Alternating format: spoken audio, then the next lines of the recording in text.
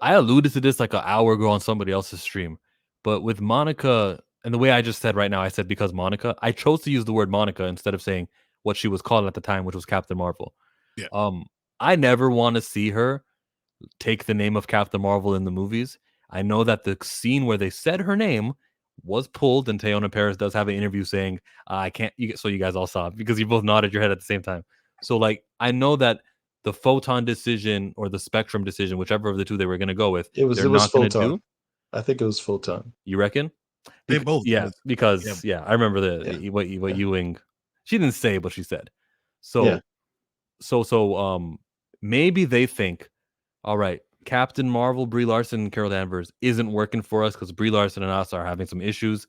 Instead, we're gonna put another person get the name Captain Marvel. I would be opposed to this because I think branding is important. And if you spend all these resources and millions and how many views got to Carol Danvers as Captain Marvel, because of that, that's her name. It's cemented. Let's not fight it. Let's allow Monica to have her own name. Now, to us, we know that it went from this name to that name and it flipped. But to the general, don't confuse anything.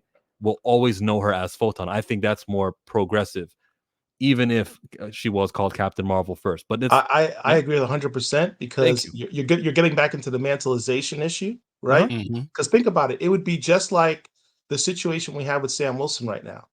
You know, he had his own separate identity, and now all of a sudden he's going to be the new Captain America.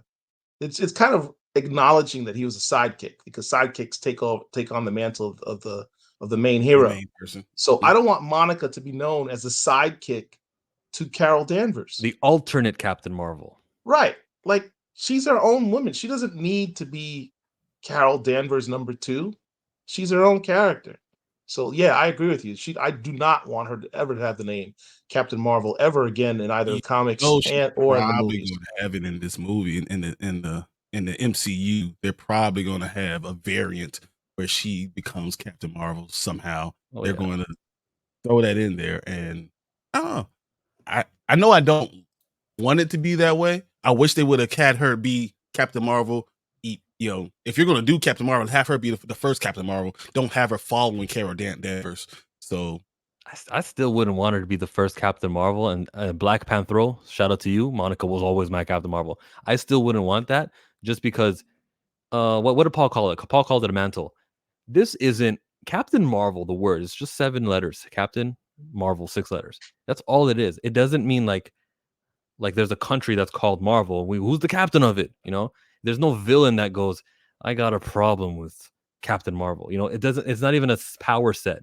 The reason why Captain Marvel is a thing is because Billy Batson, who used to say Shazam and turned into Captain Marvel, that company went out of business, and because DC was suing them out of the water. Because there was an opening, Marvel Comics were like, well, we're called Marvel. Let's make a Captain Marvel. And it was Marvel. And then to, I guess, renew the copyright that they had on it, let's just throw this on Monica. We need to call another character Captain Marvel. Boom. That's it. There's no, okay, every Avengers needs to have a Hulk, an Asgardian, and a Captain Marvel. There's no rule of it. It's a weightless name. It's not a mantle either. I don't think it's a mantle. So I hope that answers what